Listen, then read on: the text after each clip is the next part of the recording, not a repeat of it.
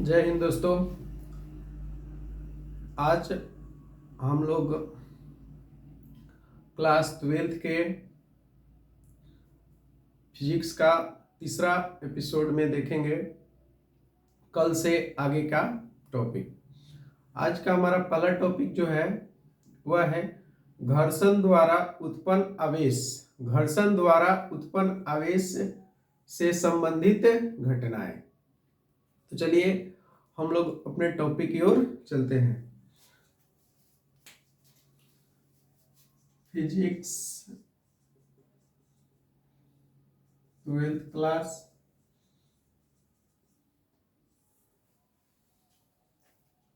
विद्युत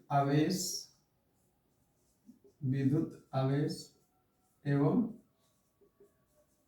क्षेत्र।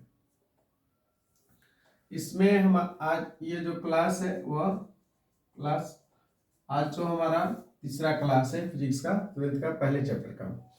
तो घर्षण द्वारा उत्पन्न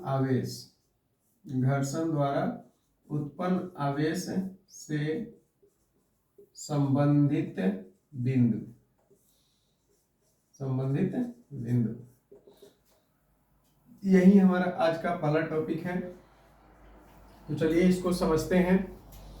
देखिए, जब दो वस्तुओं को आपस में रगड़ा जाता है या घर्षण कराया जाता है, रगड़ना को ही घर्षण बोलते हैं। तो जब दो वस्तुओं को आपस में रगड़ा जाता है तो पहला बात क्या होता है कि दोनों वस्तुओं में समान मात्रा में आवेश उत्पन्न होंगे। दोनों वस्तुओं में समान मात्रा में आवेश उत्पन्न होंगे। देखिए, पहला है दोनों वस्तुओं में समान परिमाण में आवेश उत्पन्न होंगे। और दूसरा जो हमारा बिंदु है वह है कि जब दो वस्तुओं को आपस में रगड़ा जाता है, घर्षित किया जाता है, तो दोनों में जो आवेश उत्पन्न हो रहा है, एक में धन आवेश होगा और एक में ऋण आवेश होगा। तो इसको हम लोग बोल सकते हैं कि जब दो वस्तुओं को आपस में रगड़ा जाता है तो दोनों वस्तुओं पर उत्पन्न जो आवेश की प्रकृति होती है, जो उसका नेचर होता है, वह विपरीत होता है तथा उन पर आवेश की प्रकृति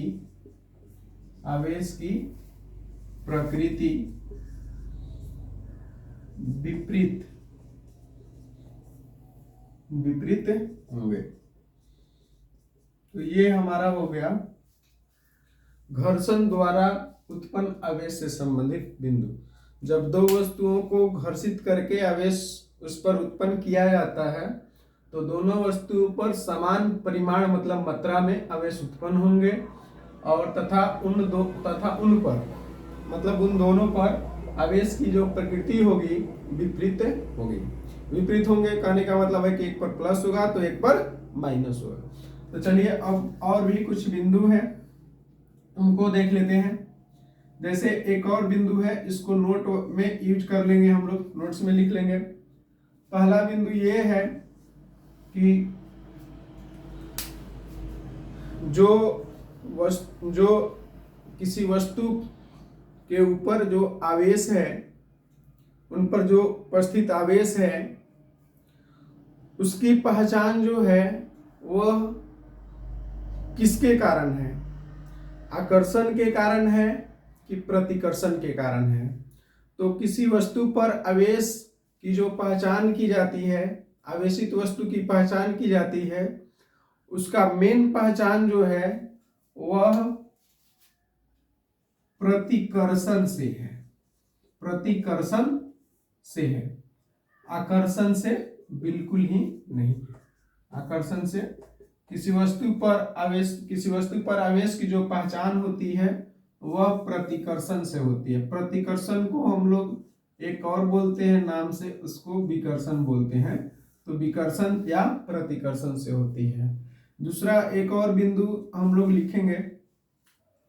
दूसरा एक और बिंदु है कि जो किसी वस्तु पर आवेश उत्पन्न होता है उसके लिए उत्तरदायी कौन होता है? इलेक्ट्रॉन होता है या प्रोटॉन होता है या न्यूट्रॉन होता है?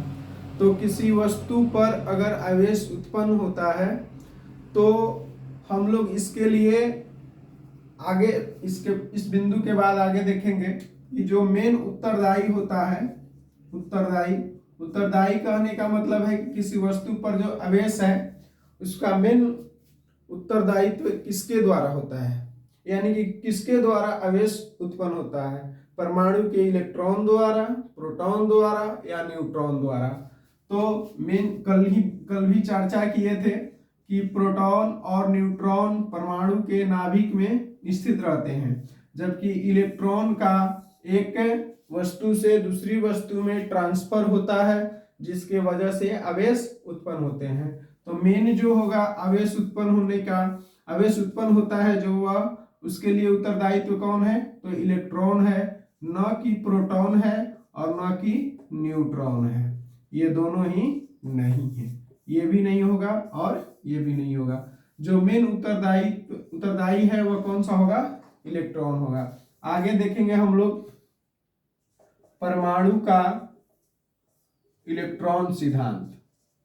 परमाणु का इलेक्ट्रॉन सिद्धांत थोड़ा सा देख लेते हैं। जो यहाँ पर बोले थे उसको यहाँ पर देखते हैं।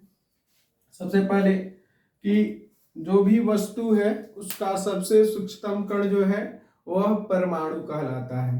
तो हम लोग किसी वस्तु का सबसे सूक्ष्मतम जो कण होता है उसको परमाणु कहते हैं।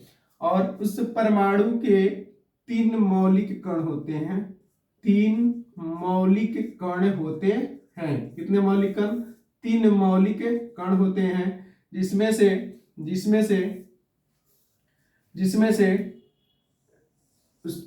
उसके बीच में नाभिक होता है और नाभिक में न्यूट्रॉन प्लस प्रोटॉन Np, और उसके बगल वाले नाभिक के बगल में जो ये खाली जगह है उसमें इलेक्ट्रॉन मूव करता रहता है, घूमता रहता है। तो ये न्यूट्रॉन और ये प्रोटॉन और ये क्या हो गया? तीसरा मौलिक कण जो है ये इलेक्ट्रॉन है। क्या हो गया? इलेक्ट्रॉन। 3 गो मौलिक कण होते हैं, इलेक्ट्रॉन, प्रोटॉन, न्यूट्रॉन। न्यूट्रॉन पर कोई आवेश नहीं होता है, प्रोटॉन पर प्लस माना गया है और इलेक्ट्रॉन पर माइनस माना गया है। और जो किसी वस्तु पर आवेश उत्पन्न होने के लिए इलेक्ट्रॉन उत्तरदायी है, न कि प्रोटॉन है और न ही न्यूट्रॉन है। तो किसी वस्तु के परमाणु के 3 मौलिक कण होते हैं। मौलिक कण पूछेगा तो 3 ही बताएंगे। कण तो और भी होते हैं लेकिन मौलिक कण की संख्या 3 है, न्यूट्रॉन, प्रोटॉन, इलेक्ट्रॉन। देखिए नाभिक में न्यूट्रॉन और प्रोटॉन होता है और यहाँ पर इलेक्ट्रॉन होता है। ठीक है। अच्छा, एक और बात कर लेते हैं द्रव्यमान की। द्रव्यमान जो होता है किसका अधिक होगा? नाभिक का या कक्षा का? नाभिक, तो कक्षा जो होता है उसमें रिक्त स्थान पाए जाते हैं और उसमें इलेक्ट्रॉन घूमता रहता है। खाली जगह रहेगा तभी ना घूम पाएगा। और न्यूट्रॉन और प्रोटॉन जो होता है आपस में नाभिकीय बल द्वारा वहां पर स्टोर रहते हैं, स्टैटिक्स रहते हैं, कहीं मूव नहीं करता है। यानी कि यहाँ पर 2 कण है, न्यूट्रॉन और प्रोटॉन, इसलिए नाभिक जो होता है कक्षा के अपेक्षाकृत भारी होता है, यानी कि उसका जो द्रव्यमान जो होता है वह अधिक होता है। नाभिक का द्रव्यमान जो होता है वह अपेक्षाकृत क्या होता है? अधिक होता है। अपेक्षाकृत अधिक। किससे अपेक्षाकृत अधिक होता है? तो कक्षा से अधिक होता है। ठीक है। जो आपको उचित लगे वो बोर्ड पर से नोट कर सकते हैं। वीडियो को पॉज कर दीजिए और इसको नोट कर लीजिए।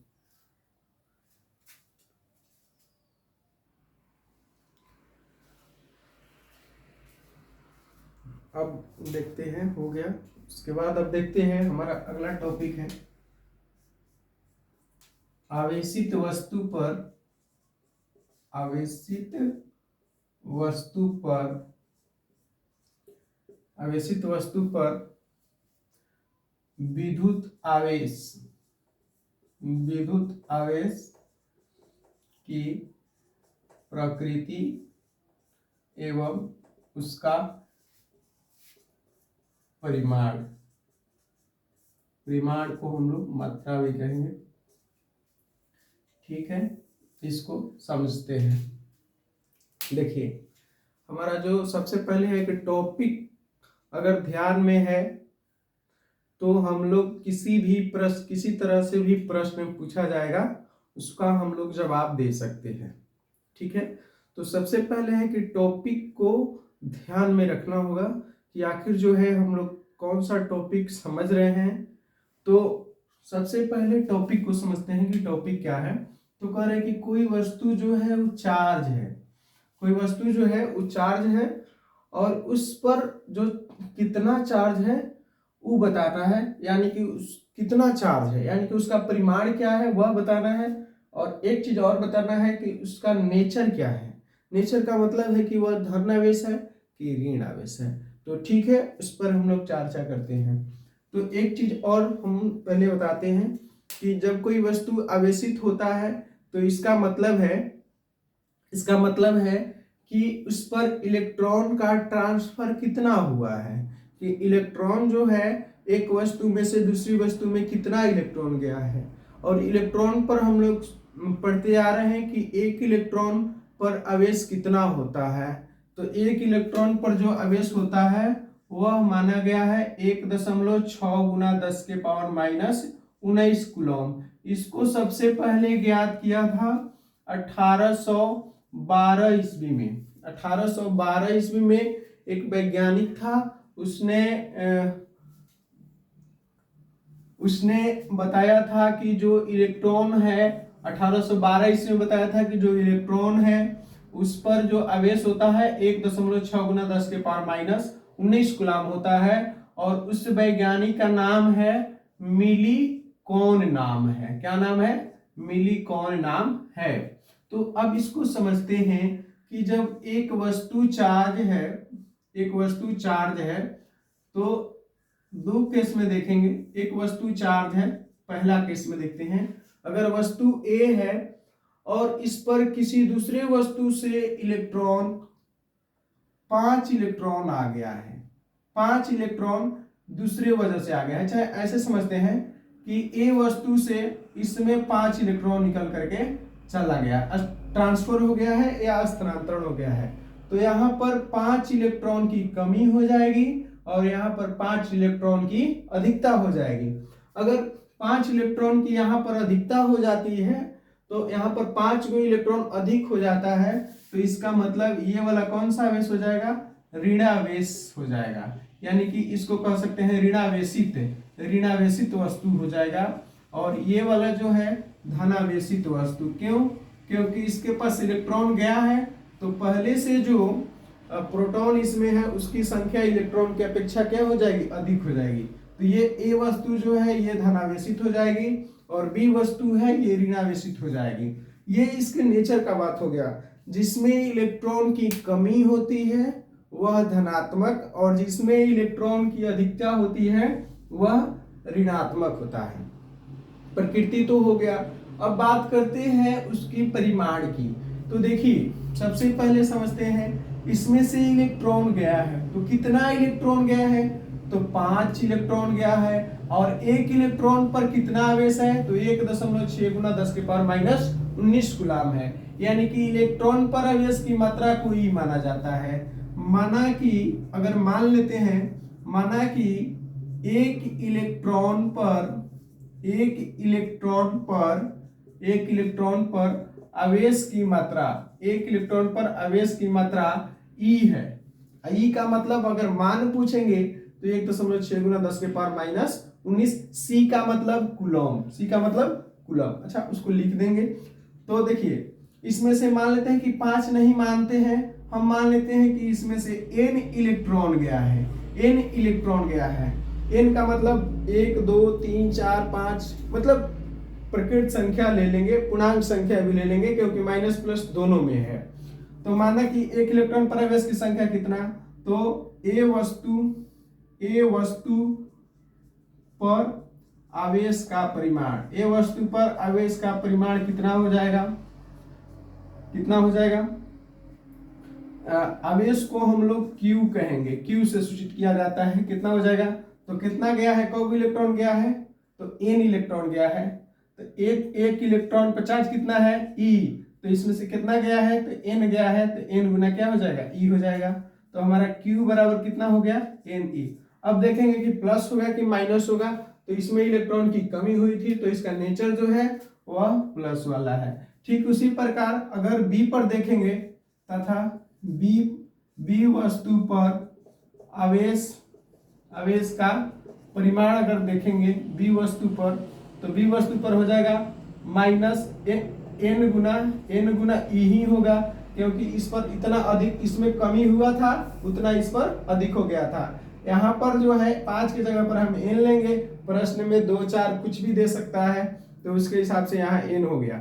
और यहाँ पर देखिए इसका पता है कि यहाँ पर इलेक्ट्रॉन बी वस्तु पर इलेक्ट्रॉन ज्यादा हो रहा है, तो यहाँ पर क्या हो जाएगा, माइनस Ne हो जाएगा। हम कह सकते हैं कि आवेश जो है प्लस में भी हो सकता है माइनस में भी हो सकता है, तो दोनों को मिलाकर एक के बार लिख दिया जाता है Q बराबर प्लस माइनस Ne। n बराबर क्या हो जाएगा, n बराबर 1 2 3 4 5 डॉट डॉट, और E बराबर कितना हो जाएगा, तो 1.6 गुना 10 के पावर माइनस 19 कूलम। ये रखेंगे तो हमारा हो जाएगा। अगर प्लस में आवेश आ रहा है तो इसका मतलब है कि उस वस्तु पर इलेक्ट्रॉन की कमी है, और माइनस में है तो इसका मतलब है कि उस वस्तु पर इलेक्ट्रॉन की क्या है, अधिकता है।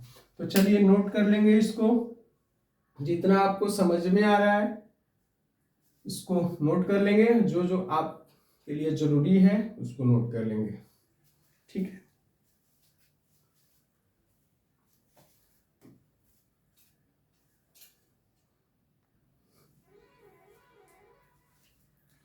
चलिए हो गया, तो अब इसको देखते हैं। अगला टॉपिक है हमारा आवेशन की विधि। आवेशन की विधि, आवेशन की विधि। और एक बात और कहेंगे कि अगर आप लोग पूरा 12th का वीडियो देखना चाहते हैं तो मेरे इस YouTube चैनल को सब्सक्राइब कर ले और अपने दोस्तों के पास शेयर करें, ताकि सभी 12th के छात्रों के पास ज़रूरतमंद जो छात्र हैं उनको ये वीडियो मिल जाए। और हाँ, यहाँ पर बिल्कुल फ्री में आप वीडियो पूरा कंप्लीट देख सकते हैं 12th क्लास का। हम पर डे बनाएंगे और हम अब कोशिश करेंगे कि तीनों सब्जेक्ट का रोज एक वीडियो बनाएं, फिजिक्स, केमिस्ट्री और मैथ का। तो ठीक है, हम लोग अपना अगला टॉपिक देखते हैं, आवेशन की विधि। तो आवेशन का मतलब हो गया कि आवेश हम लोग कितने तरीका से उत्पन्न कर सकते हैं, उसका कोई कितना मेथड है, तो उसको तो प्रमुख रूप से हम 3 मेथड का बात करेंगे। आवेशन की जो विधि है वह 3 हम लोग बात करेंगे। जो पहला विधि है वह है चालन विधि। कौन सा, चालन विधि।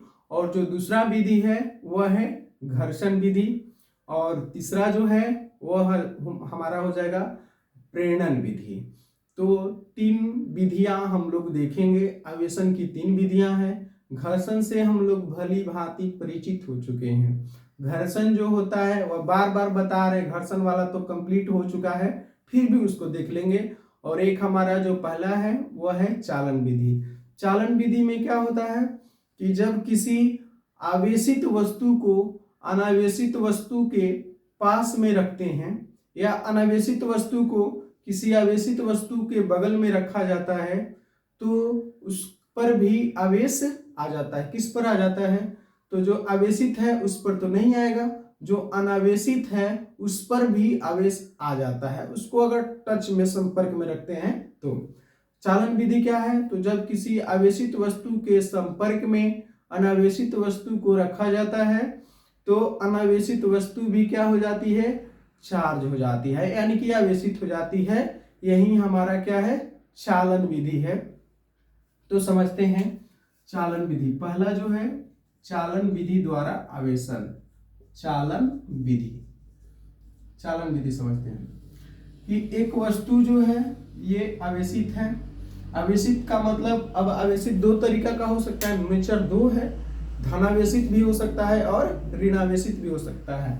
तो हम क्या करते हैं कि यहाँ पर प्लस जो है ये मान लेते हैं कि ये वस्तु जो है यह धनावेशित है। क्या है, धनावेशित है। इसके संपर्क में एक अनावेशित, ये ए वस्तु क्या है, आवेशित है। इसके बगल में एक अनावेशित वस्तु बी लाते हैं, ये आवेशित है। आवेशित का मतलब समझेंगे कि धनावेशित भी हो सकता है और ऋणावेशित। तो ये आपका पॉजिटिव चार्ज है, ठीक है। इसके बगल में अनावेशित वस्तु को लाए हैं, अनावेशित वस्तु। एक बार और समझेंगे, आवेशित को इंग्लिश में कहेंगे चार्ज्ड और इसको कहेंगे अनचार्ज्ड, ठीक है। तो अनावेशित वस्तु को लाएंगे तो क्या होगा कि ये वाला ए है तो इस पर रहेगा, बगल में क्या होगा, टच करने की वजह से इस पर तो प्लस माइनस दोनों होगा।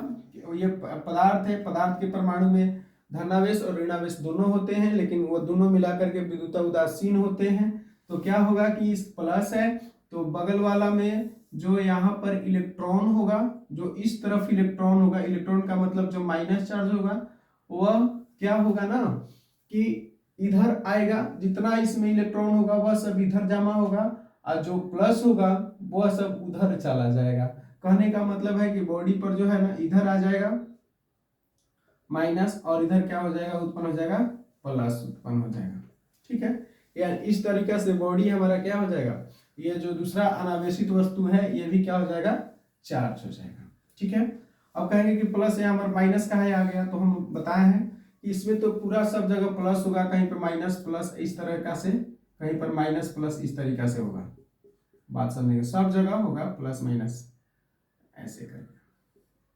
लेकिन जैसे ही अब यहाँ प्लस माइनस चार्ज करने का मतलब यह क्या है, विद्युत उदासीन है, विद्युत उदासीन है, हम इसको बता रहे हैं, ठीक है। तो इसमें जो माइनस वाला होगा वह इधर आ जाएगा, क्योंकि यह प्लस में है तो आकर्षण का गुण यहाँ पर होगा और प्लस प्लस होगा तो विकर्षण होगा। तो जितना भी माइनस इसमें से रहता है, इलेक्ट्रॉन रहता है, वो सब एक जगह, क्योंकि मूव करता है तो एक जगह लगभग इधर इकट्ठा हो जाएगा। प्लस तो जहां है वहां रहता है, लेकिन हम लोग दिखाएंगे कि प्लस इस साइड में आ गया। तो ये हमारा हो गया चालन विधि कि जब किसी आवेशित वस्तु के बगल संपर्क में अनावेशित वस्तु को रखते हैं तो वह भी क्या हो जाती है, चार्ज हो जाती है। अब दूसरा का जो है वह है हमारा घर्षण। घर्षण में क्या है, घर्षण विधि बता देते हैं। घर्षण विधि में यह है कि जब दो वस्तुओं को आपस में रगड़ा जाता है या घर्षित किया जाता है तो क्या होता है, तो बता दिए पहले ही। यहाँ पर रगड़ेंगे तो क्या होगा, ए और ये बी पहले अनावेशित था, अब दोनों को रगड़ देंगे तो दोनों क्या हो जाएगा, आवेशित हो जाएगा। इसमें से कुछ इलेक्ट्रॉन चला जाएगा तो इलेक्ट्रॉन इसमें चल जाएगा, जितना इसमें से इसमें इलेक्ट्रॉन जाएगा उतना इलेक्ट्रॉन इसमें अधिक हो जाएगा, तो ये हो जाएगा निगेटिव चार्ज और ये क्या हो जाएगा, पॉजिटिव चार्ज। अगर इसमें से इलेक्ट्रॉन इसमें आता है तो ये हो जाएगा निगेटिव और ये हो जाएगा पॉजिटिव। जब दो वस्तुओं को आपस में रगड़ा जाता है तो उन दोनों वस्तुओं में इलेक्ट्रॉन के स्थानांतरण के कारण विपरीत प्रकृति के आवेश उत्पन्न हो जाते हैं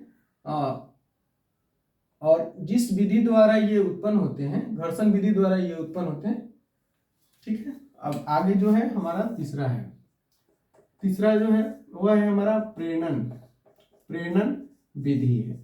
प्रेरण विधि सिंपल है, समझते हैं कि एक आवेशित वस्तु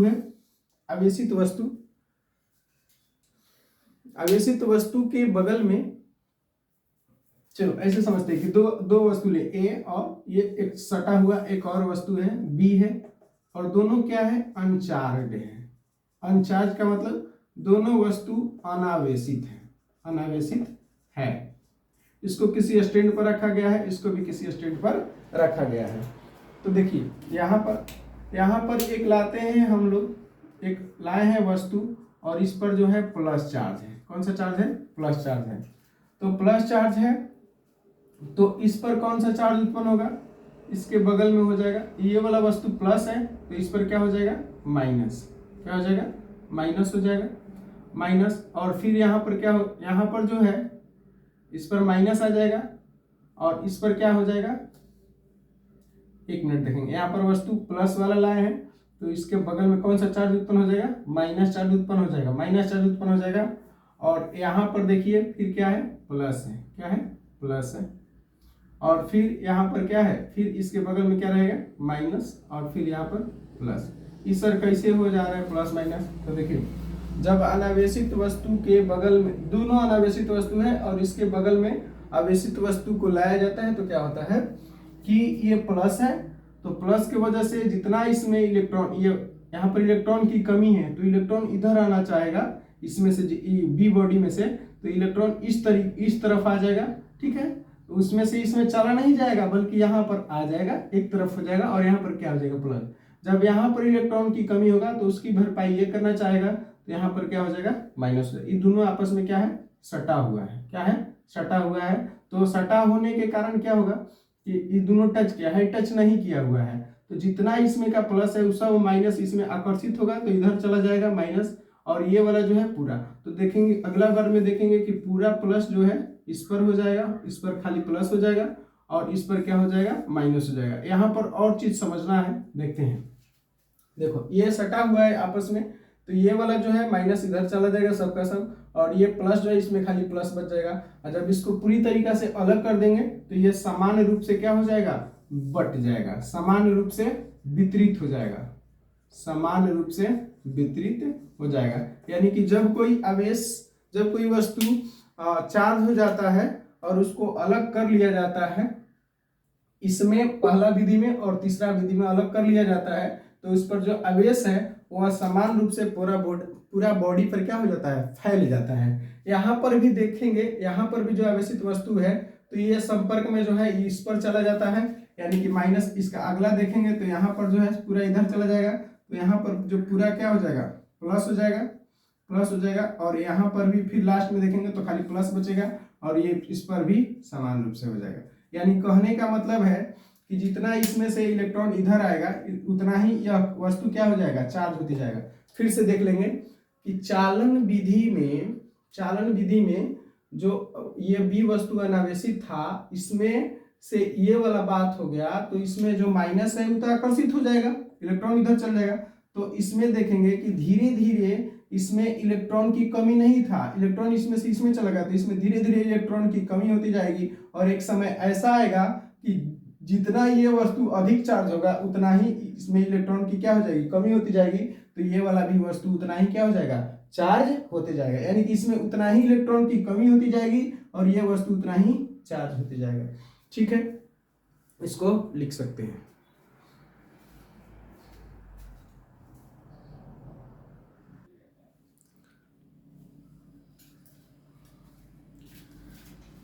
अगला टॉपिक देखेंगे वैद्युत आवेश के गुण। वैद्युत या विद्युत भी लिख सकते हैं, वैद्युत आवेश के गुण। ठीक है, चलिए देखते हैं। सबसे पहले 3 महत्वपूर्ण गुण इसका याद रखना है, हमको समझना है, याद कर रखना है। समझेंगे तो मानकर चलिए कि याद ही हो जाएगा। तो देखिए सबसे पहला बात है कि आवेश जो होता है वह द्रव्यमान की तरह ही होता है। जैसे किसी वस्तु का द्रव्यमान होता है, ठीक उसी प्रकार से वस्तु पर जो गुण आता है आकर्षण प्रतिकर्षण का, जिसको हम लोग विद्युत बोलते हैं, आवेश बोलते हैं, वह भी द्रव्यमान की तरह ही होता है। द्रव्यमान जो होता है, हाँ एक बात अंतर है कि जो द्रव्यमान जो होता है वह हमेशा धनात्मक होता है और जो हमारा आवेश होता है वह धनात्मक और ऋणात्मक दोनों हो सकता है, लेकिन दोनों जो है एक अदिश राशि है। अदिश राशि इसलिए है क्योंकि द्रव्यमान को भी जोड़ा जा सकता है और मतलब उनके चिन्ह के साथ जोड़ा जा सकता है। द्रव्यमान तो हमेशा प्लस होता है और जो आवेश होता है उसको भी हम लोग बीज गणितीय जोड़ कर सकते हैं और उनके चिन्ह के साथ कर सकते हैं। तो आवेश जो होता है, सबसे पहले अब यहाँ से स्टार्ट हो गया। आवेश जो है उसको हम लोग सूचित करेंगे Q से। आवेश को सूचित करेंगे किससे? Q से सूचित करेंगे। और आवेश जो होता है वह एक कौन सा राशि है? तो अदिश राशि है। ज्यादा अदिश राशि है तो इसका पहला गुण हो गया वैद्युत आवेशों की योज्यता। योज्यता का मतलब है कि योग का गुण, योग ऐसे समझेंगे, योग। ठीक है, कहने का मतलब है कि वैद्युत आवेश को चिन्ह सहित बीज गणितीय योग किया जा सकता है। बीज गणितीय योग किया जा सकता है। कहने का मतलब है कि आवेश प्लस में हो या माइनस में हो, उनको क्या किया जा सकता है? जोड़ा जा सकता है, योग किया जा सकता है। अदिश राशि का योग, बीजगणितीय योग चिन्ह सहित किया जा सकता है। अदिश का मतलब एक और बात है कि इसमें किसी तरह का दिशा नहीं होता है, इसमें केवल परिमाण होता है और परिमाण माइनस प्लस दोनों में होता है और इसको योग किया जा सकता है। ठीक है, दूसरा का जो हमारा गुण है क्वांटमीकरण या फिर लिख सकते हैं आवेशों का क्वांटमीकरण। क्वांटाइजेशन, इंग्लिश में उसको क्वांटाइजेशन बोलते हैं। तो समझते हैं, देखिए जो हमारा जो घर्षण विधि में A से B में जो इलेक्ट्रॉन ट्रांसफर हो रहा है, या ऐसे बोल सकते हैं कि जब किसी वस्तु पर आवेश होता है, आवेश होने का मतलब है कि इलेक्ट्रॉन की कमी और इलेक्ट्रॉन की अधिकता। तो जो इलेक्ट्रॉन की यहाँ से कमी हो रहा है, इलेक्ट्रॉन की कमी, और यहाँ पर इलेक्ट्रॉन की कमी और यहाँ पर इलेक्ट्रॉन की अधिकता जो हो रहा है वह कैसे होगा? तो मिलिकॉन साहब ने बताया था 1812 ईस्वी में कि जो इलेक्ट्रॉन होता है उस पर 1.6 गुना 10⁻⁻⁹ गुलाम जो आवेश होता है वह सबसे निम्नतम होता है, यानी कि न्यूनतम बोल सकते हैं। सबसे कम जो आवेश होता है इलेक्ट्रॉन पर वह इतना होता है 1.6 गुना 10⁻⁻⁹ गुलाम। इससे कम आवेश इलेक्ट्रॉन पर हो ही नहीं सकता है, यानी कि इससे कम आवेश का मान नहीं होता है। तो इलेक्ट्रॉन की कमी कहने का मतलब हो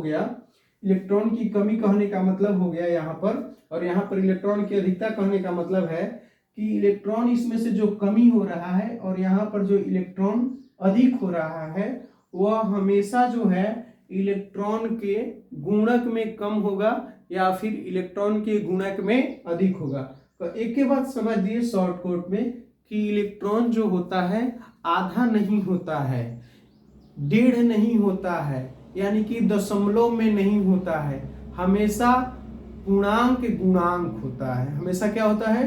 पूर्णांक गुणांक होता है। पूर्णांक गुणांक कहने का मतलब हो गया हमेशा इलेक्ट्रॉन जो होता है वह गुणा में होता है, 1 के गुणा में, 2 के गुणा में, 3 के गुणा में इलेक्ट्रॉन हमेशा इसी तरह से ट्रांसफर होता है। 1 ट्रांसफर होगा, 2 ट्रांसफर होगा, 3 ट्रांसफर होगा। ये नहीं कि आधा इलेक्ट्रॉन चल गया, 1.5 गो इलेक्ट्रॉन चल गया, 3.5 गो चल गया, ऐसा नहीं होता है। इसी को हम लोग क्या कहते हैं? तो क्वांटमीकरण कहते हैं। आवेश का क्वांटमीकरण कहलाता है। या आवेश का स्थानांतरण एक वस्तु से दूसरी वस्तु में हमेशा पूर्णांक गुणांक में ही होता है, स्थानांतरित होता है। इस गुण को आवेश का क्वांटमीकरण कहते हैं। तीसरा जो है हम लोग का तीसरा इसमें गुण है आवेश, वैद्युत आवेश का जो मेन गुण तीसरा का है वह है संरक्षण। वैद्युत आवेश का संरक्षण संरक्षण समझते हैं। तो देखिए, आवेश जो होता है पूरे ब्रह्मांड में, जो यूनिवर्स मतलब ब्रह्मांड में जितना आवेश पहले से है,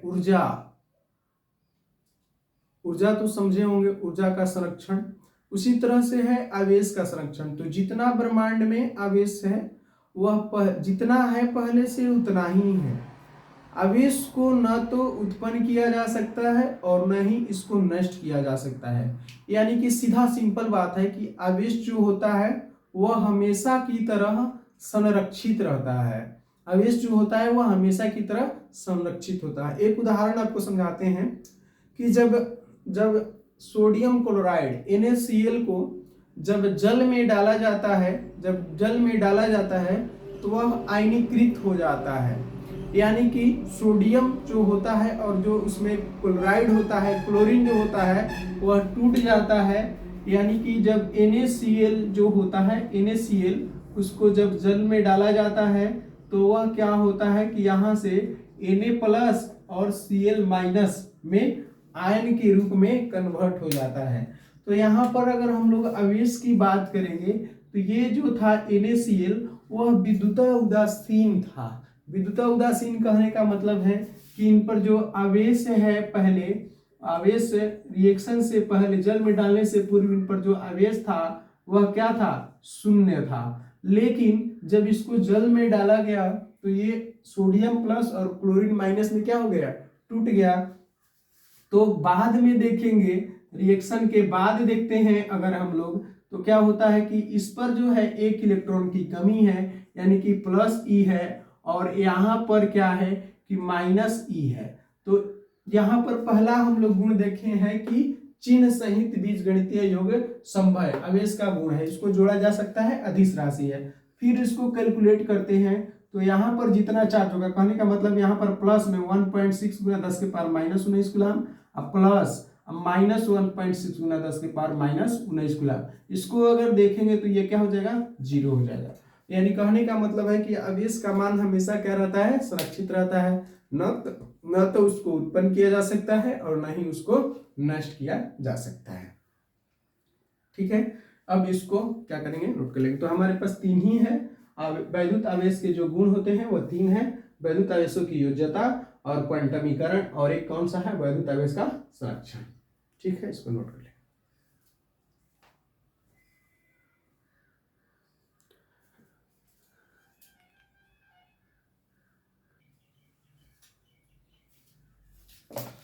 तो आज के लिए दोस्तों इतना ही रहेगा, मिलते हैं अगले एपिसोड में, तब तक के लिए थैंक यू, धन्यवाद।